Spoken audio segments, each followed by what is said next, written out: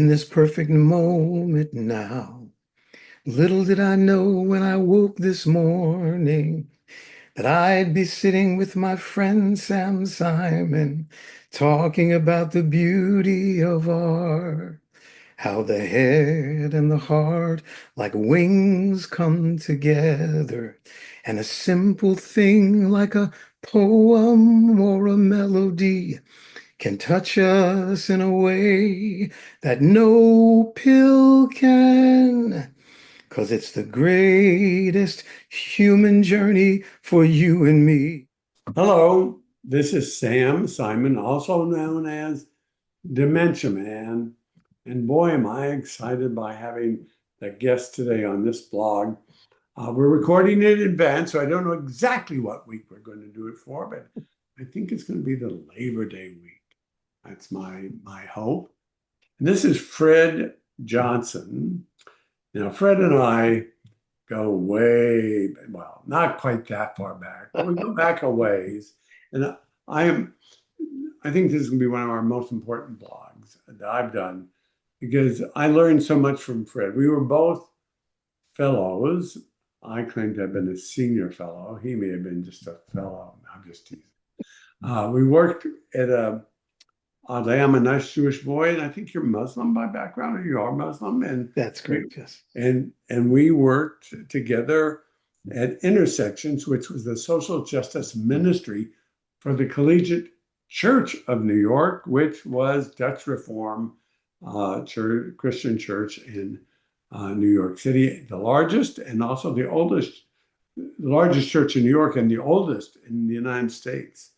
And we were blessed to work with a guy by the name of the Reverend Robert Chase, and who had a mandate from the church, a social justice mandate to basically repair the world. And Bob had this vision of working at the intersection of changes, the hard spots, the hard places. And I had come back from I'd been a company in Washington. I was a troublemaker in life and doing things. And Bob had told me that they were out to make some good trouble. And then there was this guy, Fred. He sang and he used music and he used theater and he taught me. It's through him and others there that the best way to get change is to change people's hearts. And you need to do that through music, theater, storytelling, that policy papers, which we also did at Intersections, and uh, speeches about or mathematical things worked, but people were going to be moved to change by moved hearts and reimagining things. But how do you reimagine it? Their lives have to be affected in some way, in music and art and theater. Does that. And I am an unlikely theater person. I call it my fourth age of life, right? I had been a lawyer, worked for Ralph Nader. We, caused trouble at all sorts of places. The Army tried to court-martial me once. But and Fred had an Army career too. Marine Corps career. Marine Corps, yeah. He did the hard stuff. You were in combat, if I believe. Yes, sir. I was just, trying to challenge the Army and said they sued him in federal court. Anyway, but together we came in this unique organization that allowed us to explore how we could use art and theater. I wrote my first play back in those days. So Fred, I've talked a lot. I'm interested in my conversations around this journey that I'm on, and it's not unique. It's about how art, theater can, for both, in my instance, I'm the patient. It's also for the care partner, because my first play, and we used music, was in some ways more than this one. was about being the care partner, the caregiver. I call it love partner.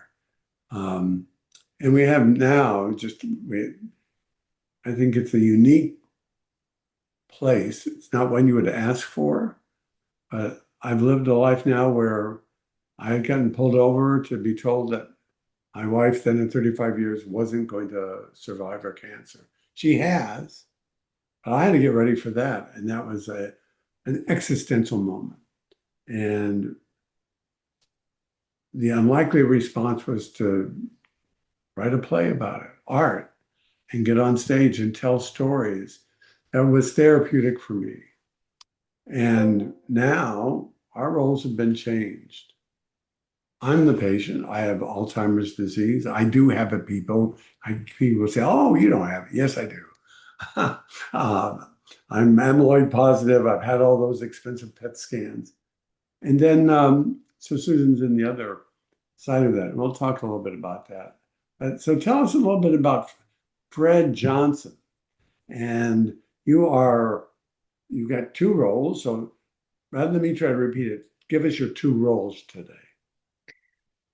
So currently I serve as, and first of all, Sam, it's just a great joy to be with you, my dear friend. I mean, we did have a wonderful journey together at Intersections, and we continue to. And it was very inspirational to me to experience both the artistic telling, the storytelling of your role as a caretaker, and now as a patient. I think that's one of the really, really powerful things about the theater, if you will, is it gives us an opportunity to breathe into an experience that we may not be having, but that we certainly could have.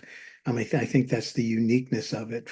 For me, art, music, movement has always been an integral part of my knowingness in terms of how to be in the world. In the very early years, the first 5.5 years of my life in the state of New Jersey, I was a ward of the state. So I was a part of the um, system in the state of New Jersey where I was in and out of orphanages and some foster homes. And so in those developmental years, what was my womb and what was my sense of centeredness or my sense of calm was the sound of my own voice and the motion of my own body.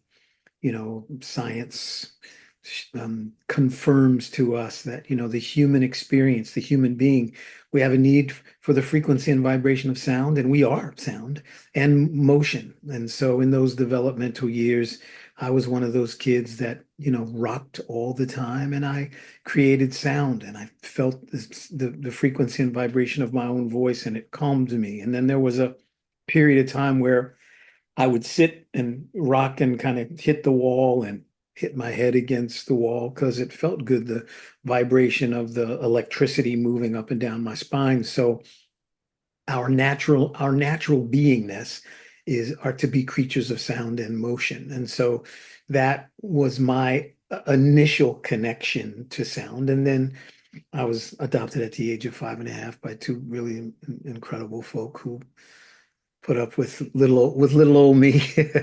And during that period of time, when I began to sing out publicly, it was the first time in my life that I felt a sense of being connected to others beyond myself. I was used to kind of being over in the corner, just kind of doing my thing. But then when I sang, creation, the creator gave me a pleasant voice. And so I felt that sense of connection. So my So, Fred, I'm evolution. going to interrupt you just briefly because Mhm. I had forgotten something. So, when we get ready to close, I'm going to ask you to sing the song of this experience. Okay. All right. Fred, you out there, Fred does that. This is nothing new. Fred can do that. I made it, but go ahead. We'll finish it and then you'll give us a few minutes of this experience. You stopped my flow, Sam. So I mean, no, that's Yeah. good. Sure, sure. So anyway, dial ahead and through my life, art has always been an important part of how I've come to know myself, how I've been in the world. aside from my time in the military, really my life is centered around studying theater, studying music, being involved in musical theater, being involved in music, traveling the world as a jazz artist, writing and composing, being involved in communities because I truly believe that for me, artistic expression was what kept me sane. It was how I came to know how to be in the world, and I've always been connected in the community. And it's interesting, at least in my reality, the things that I felt that I didn't have growing up, I always wanted to be for or provide for others, to be a good listener, and then to be able to, I always have had kind of an innate sense of how to turn someone's story into music or into melody for no other reason than it made them laugh. I've had the opportunity through the arts to travel in the world as a jazz artist, to go to different cultures, to meet different people, to learn different musical styles and rhythms and about instruments. And that became kind of a cornucopia of my knowing how to be in the world. And I've had some very, very fortunate opportunities, like the opportunity to work with you, Sam, and Bob, and the great team that was at Intersections, utilizing creativity in all of its forms as a new way of starting new dialogue, as a way of creating a center place of safety where we could create together, learn each other's stories, really have a unique human experience that's not limited by what we think we know or what Mhm. someone has taught us about another person. But there's this wonderful old mystical philosophy that says that the longest distance traveled is the distance between the head and the heart, and the head is where we hold on to what we think we know and what we our format for doing in the world. But the heart really, is the incubator of the felt sense. And art is that. Art creates an opportunity for us to not just hear, but to feel. And we may argue with what we think we know, but we won't argue with how we're made to feel. And so being a purveyor, being a servant to creating artistic spaces and creating experiences where we can feel each other, or we can have that felt sense, is now an arena and a conversation that I'm having with, nationally and internationally with scientists and researchers and physicians and people in the health services arena, both the body and mind and spirit, to recognize that artistic expression in all of its forms is a phenomenal way to ignite the natural medicines of our being, to really bring us to a personal place of well-being, wholeness, health, healing, and also as communities. And I think you would agree with me that we really need that now. So for Especially, me, but Fred, and you're doing it at two places. I'm going to come back to my original question. mhm, You are at the Straz. What's your in Tampa? What's the yeah, role there? at the Strat Center for the Performing Arts, I'm artist in residence and community engagement specialist. And then you also now doing something at another place. Right, I'm artist in residence for the National Academy of Sciences in Washington, D.C. Yeah, and on tape here, I'm going to tell Fred he has to call me the next time he's in town. I will do But that. and Fred, actually, I love doing this in real time, because life is real time too, and the head and the heart. Because of sort of what I'm doing, I also think of it as soul work, and I wonder if the heart and soul are sometimes one, or we mean both. I Because I don't know that we mean when we say heart, the blood and the Mm, beating. I'm doing organ as much as a description of a different part of us, the mhm, non-physical part of us, I mhm. call it soul or emotional or our deeper part, which is just, I had never had that thought before. So I'm like you, I like to share something with us. See, he's already got me. So Fred's like that. He'll give you aha moments all the time. Um, yeah, and I want, I hope people get a chance, but I have learned from you, and I think in this journey that I'm on, because it's a little complicated because it is mine. Mhm. And still, one thing, it is my mission, and people have heard before on Dementia Man, is I'm trying to overcome, I'm doing a number of different things. One is, I didn't realize it, but I'm working on my own health. Mhm. I have since learned that my neurologists think that my slow deterioration or my progress is in part result of having meaning and being on stage and doing this project. Mhm. There is, you know, a lot of the words you use, but there is this image of the person, particularly if you're getting a very serious, whether you're feeling bad because something bad in your life has happened, or because you've gotten a very bad disease, or even if you just lost a job. You know, it sounds not. Fred, make me think. If somebody loses a job, they should go out and sing. Mhm. Because it's hard. Life is hard. And these diseases and these things, it's also a path to meaning. And for me, I believe I can live. There are, there are so many stories of people. In fact, one of the first times I performed, somebody stood up in the audience. It was a woman and said, my husband was diagnosed with dementia and he came home, went to his room, and he never came out. Mhm. And that's a direct quote. And I see and hear and I can have that occasionally the sense of it's just going to be easier to lay down. Um, but I have purpose. I do this story, I tell it, and it impacts people and it impacts me.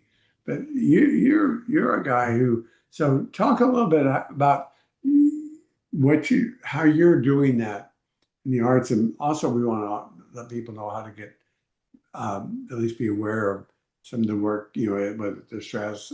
And you also have some of your music online Mhm. and some blogs. Uh, but talk a little, so I talk too much. Um, Talk a little bit. There's an organization or a group I know because I performed at the Strads early on in the development of Dementia Man, and then I spent a day with group that you just told me was, and I don't remember. It's called. Yeah, it's our Arts and Mind. You were at our Arts and Mind annual convening.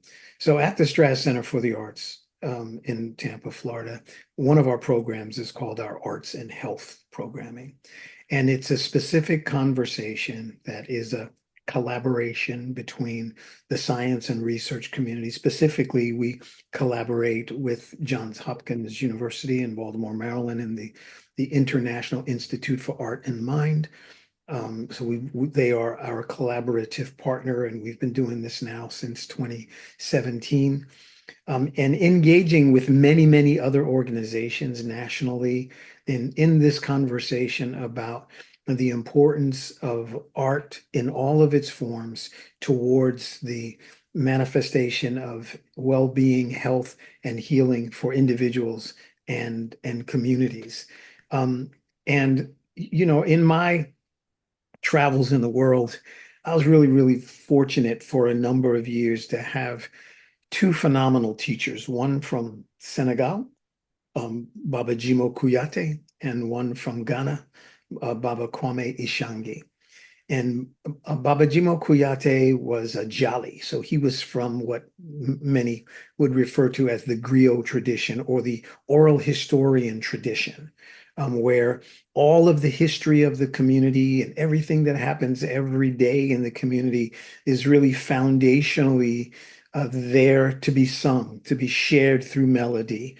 Same thing with Baba Kwame Shange. He was a dancer, he was a drummer, he was a chanter, he was an herbalist. But this organic understanding that creative expression, whether it's movement or whether it's melody, if it's oral storytelling or what I refer to as melodic narrative, is an integral part of the most ancient cultures of the world, the First Nation people of the Americas. All of the ancient traditions. There was an oral tradition long before things were written down, and there was a movement tradition, a dance tradition, and of course, celebrating community through food, dance, and song.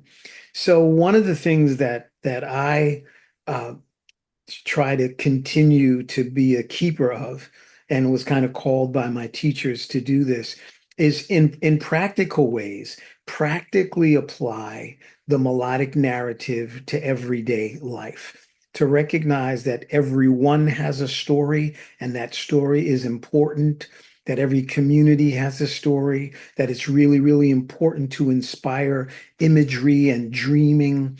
It's a way of us to know each other, to really be connected to each other. And this is a part of the medicinal essence of creative expression.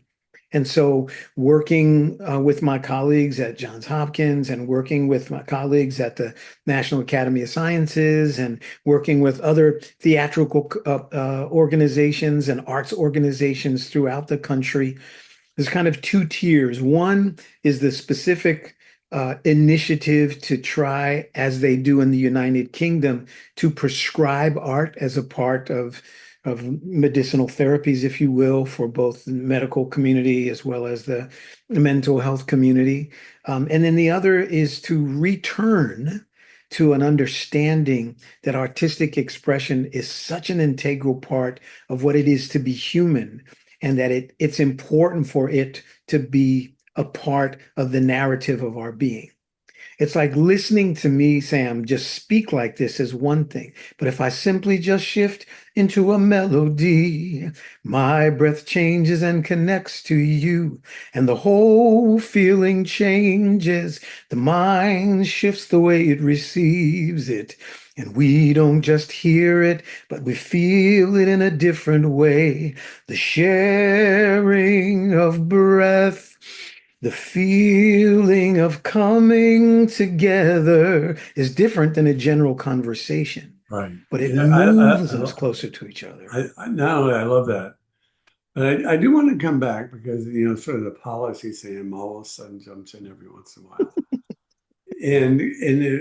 When I was performed at the conference, the gathering, I heard for the first time from somebody that there's an advocacy program going on for insurance to cover medical insurance to cover music or arts therapy Mhm. for people. And in this field of dementia that I work in, I hate that word, and there's a movement afoot to change it. Even the DSM-5 already calls it neurocognitive disorders. I think if we just call it cognitively impaired people, Mhm. not dementia, which is a terrible word. Yeah. But then in that field, um, there's a few that some people are just saying it to people and make them feel better, as opposed to enabling people with the disease to themselves engage in that process. And there's various levels to begin with. Just as my case, I'm early stage. And when I was diagnosed, they said it could be 5 to 10 years before you get a lot worse. Mhm. Well, that means it's going to be 5 to 10. I can do these things and I can slow the process down, not just by um, um, pills and injections, but by behavior and acting and incorporating. Um, you call them vibrations. I don't know what it is, but having meaning and feeling you're doing something important and engaging in the world through art Mhm. is medicine. Mhm. It's not random. It's going to be done in conscious and specific sorts of ways. It's not just entertainment. Um, and again, a lot of this, it's funny. Um, I'm booked often, but I get booked theatrically by the education directors, not by the theatrical directors. Mhm. And I take that as a sign is that they understand that the power of theater for these purposes is not just an education, but it's impactful. It's Yes, it absolutely is, Sam. I mean, I can honestly say that, and it is educational and it's also inspirational. It goes back to, I think, what you were talking about a little earlier. If we can, wrap our minds around this concept of heart and soul. I mean, it feels to me like heart and soul are kind of the two wings in how we truly can know and feel what it is to be.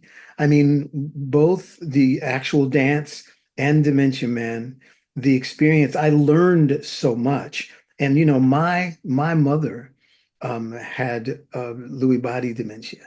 And they didn't tell me anything. I didn't know anything. I mean, I learned so much from you and another colleague of mine, David Deblinger, who has a play about his journey with his father. I didn't know anything. I just had to be present with my mother. There wasn't information that was given to me. I didn't even know the formal name, but I learned so much. So I was able to engage that. I was able to learn because you took us so beautifully through these conversations that you had with the physicians. So not only was my mind being cultivated with an understanding that I had never been given while having the experience with my mom, and I could feel the heart. I could feel the vulnerability, and that's so important. And I think that's where the two wings fly together. It's like the knowingness to being able to be informed and to not sit back and say, well, I'm stupid, I'm dumb, I don't know, but to compassionately be taken on a journey where I can both learn and be moved. That's healing. and there's a therapeutic piece here that I didn't understand. What I get told often, again, I love that I'm surprised by my audience reactions, and I'm humbled Mhm. by it Mhm. because I went in it for me. I needed to deal with this diagnosis in some way. And by the time I was diagnosed, I had an artistic cohort. And when I was telling them that I've been diagnosed, they said, put it on paper and on stage. Mhm. And that encouraged me to do it. And then I had some great um, dramaturg and director and like that to help me do that. Um, and the feedback, though, and one of the pieces you triggered the memory. I hear often people they'll pull me. We have discussions with the large audience, but more often some people come up afterwards and privately say, "Thank you. I always wondered what was going on in my grandmother's mind." Yeah. And I think now maybe I have a sense of that. Now, of course, we don't know. I don't know. I can only tell. But storytelling, I mean, to your point, and this is what I learned from you. I don't want to make you and I could talk about this forever. And I'm my calendar. We've already spent some time and it feels like we're just getting started. So maybe we're going to do it again in some ways. And I'm going to get back to you, Fred, because I think you and I are going to get together again. And I'm going to have you in the background that goes to the play, and you're going to create real-time music with me. And that, Okay. but at any rate, but isn't this wonderful? Those who are watching this, it's just the impact of this on people. I mean, you say more beautifully than me. I couldn't understand it, and I'm humbled by it. And it gives me energy and purpose. And you've done this, and being in the room and watch. So, Fred, you have a website right now. Is there a way people can listen to some of your music online, or how that might be possible? Yeah, I have a website. It's just Fred Johnson, um, artist. You can go online and there's some music there, and there's some descriptions about some of the work that I do with sound and breath and healing in the world. And there's a lot of YouTubes that I didn't record that are up on YouTube of concerts and things that I've done. Fred Red Group. So one other thing, though, then in the in this field, so we have an array of audience, including some people who are in the field. Also, I run into a lot of the ethical world here right now. Also, there is a movement Mhm. we talk about forever that I've found about um, Montessori for memory care. Mhm. And I didn't know that much about Montessori, but it is about taking people's natural talent. Mhm. And they start with kids, but now for in the memory world, they study the individual who's coming in. You know, if you've been a plumber your entire life, or I was talking to people at one of the a place where they're implementing it. They said, when you come to our memory care, you'll be the head of the drama department in the memory care. Well, that helps, I think, explain how they applied the theory so that even in memory care, people can still do stuff. Absolutely. And that's the power of what we do. And I think theater and art, I want us to come back again and do this. And I want people to be able to find you. But Fred is doing, you are doing important work. And I hope it's helped people hear this to know and think about doing dementia. I hate that word Mhm. differently. Mhm. Um, that they see this world. And if they're in the care partner, I do want to say the care partner in this disease, the love partner, I call Susan my cognitive navigator, but Mhm. is magnitude. I've been in their shoes, but it's a magnitude of order different and harder in the cognitive world than it is in other worlds. I was there. I was about to lose my wife's end of 34 years to cancer, but she was always Susan. She could tell me what she felt like most of the time. She did. I mean, she told all of us, no crying in front of me, right? But the people with dementia become somebody different. Mhm. And now this person you love for so long or been with is someone different. And yet you know, and I see it, and I see, I'm here for them. I'm still here. They are still, and that is such a complicated uh, circumstance that who would have known and understand it. So even in this, even though I'm on this side of it, all power to the caregiver, love partners on in this disease, and to you musicians, Fred. We're going to close this out. You've got to give us a minute, maybe, of a song of this discussion. Sure.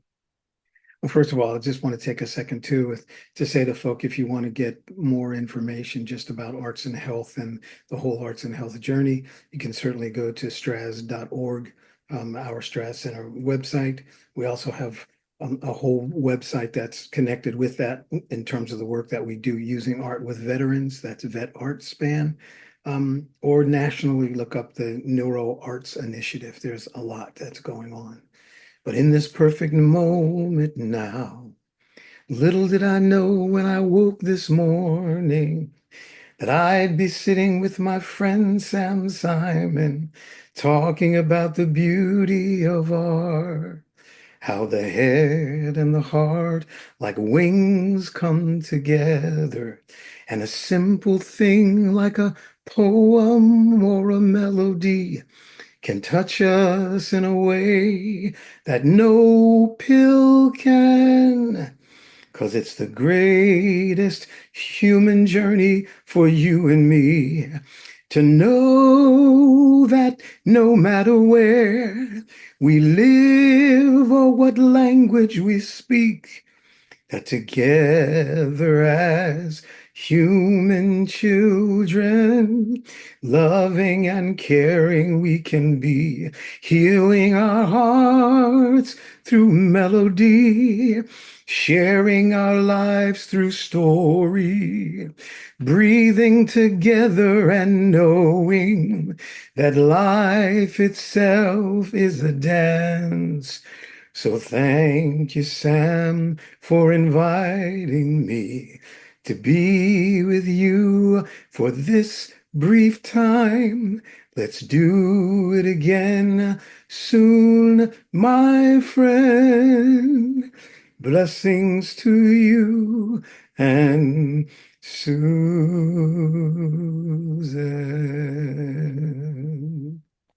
Amen.